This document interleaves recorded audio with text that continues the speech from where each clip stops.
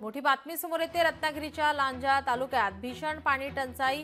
लांजा तालुक्यातील केळंबे तलाव कोरडे ठाक पडले आहे। पाणी व्यवस्थापन योग्य नसल्याचा स्थानिकांकडून आरोप केला जातोय। केळंबे तलावात जानेवारी ते जूनचा पंधरवडा असे 5-6 महिने लाल माती आणि खडकाने कोरडे पडलेले दिसून येतात। त्यामुळे डिसेंबर नंतर जानेवारी ते जून असे 6 महिन्यांपर्यंत केळंबे तलावामध्ये पाणीसाठा कसा अडवून ठेवता येईल याकडे संबंधित विभागाने लक्ष देण्याची गरज आहे।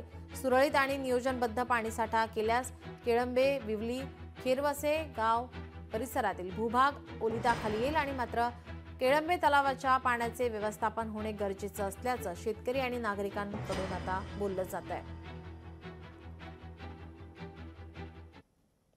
गेली 40 वर्षापूर्वी हे धरण बांधकाम झालेलं आहे। सगळ्या शेतकऱ्यांना आणि बागायतदारांना जानेवारी महिन्यापासूनच पाण्यासाठी वणवण करावी लागते।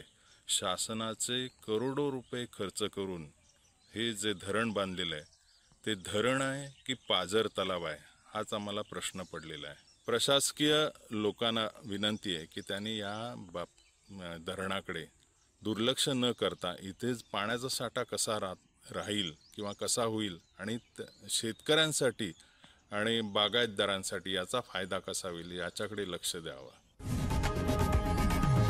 लोकशाही मराठी ऐका, पहा, जागरूक रहा।